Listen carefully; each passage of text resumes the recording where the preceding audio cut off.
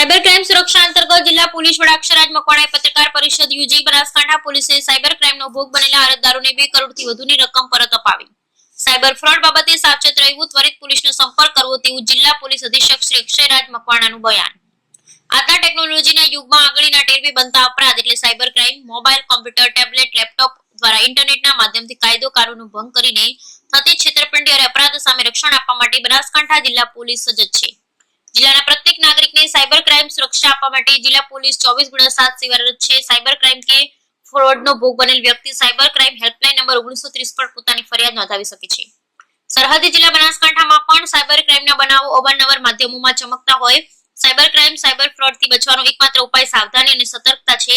જિલ્લા નાગરિકો આવા કોઈ સાયબર ફ્રોડનો શિકાર ન બને એ માટે જિલ્લા પોલીસ વડા અક્ષરાજ મકવાણાએ આજ રોજ એક પત્રકાર પરિષદ યોજી, જેમાં મીડિયાના માધ્યમથી લોકોને સાયબર ક્રાઇમ અને સાયબર ફ્રોડથી સાવધાન રહેવા, ભોગ બનેલા અરજદારોને પોલીસના સંપર્ક કરવા જણાવ્યું.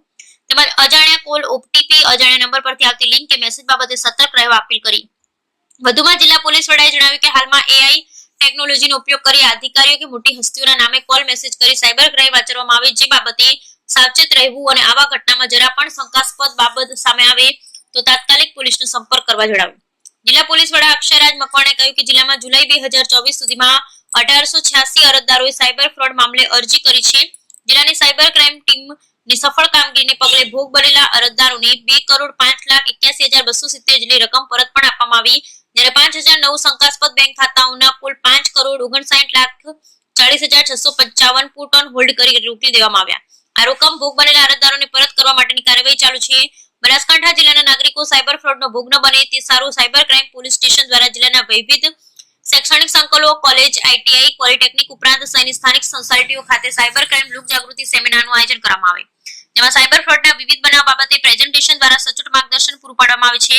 ગત વર્ષે સને 2023ના વર્ષમાં સાયબર પોલીસ ટીમ દ્વારા જિલ્લામાં કુલ 51 સેમિનાર તથા ચાલુ વર્ષમાં જુલાઈ 2024 સુધીમાં કુલ 31 સાયબર ક્રાઇમ લોક જાગૃતિ સેમિનાર તથા સાયબર સંવાદોનું આયોજન કરી લોકોમાં સાયબર ફ્રોડના બનાવોથી અવગત કરવામાં આવેલ છે.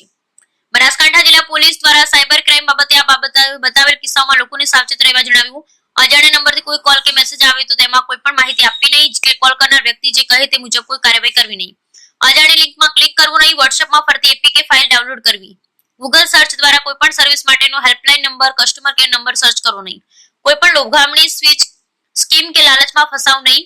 સોશિયલ મીડિયામાં કોઈ અજાણી મહિલા કે અજાણ્યા પુરુષનો ફ્રેન્ડ બનવા નહીં. સોશિયલ મીડિયામાં દરેક એકાઉન્ટની પ્રાઇવસી સેટ કરવી.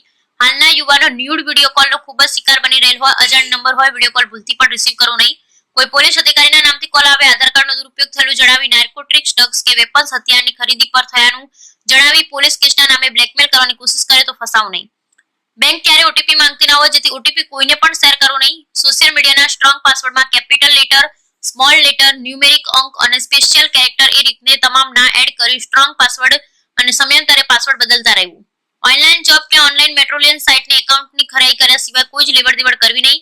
જો કોઈની સાથે સાયબર ક્રાઇમ લગત ફાઇનાન્શિયલ ફ્રોડ કે સોશિયલ મીડિયા ફ્રોડ થાય તો સાયબર ક્રાઇમ હેલ્પલાઇન નંબર 1930 ઉપર તાત્કાલિક કોલ કરી કમ્પ્લેન નોંધાવવા અપીલ કરવામાં આવી. Bureau report Ramjibhai Akor, Banaskantha.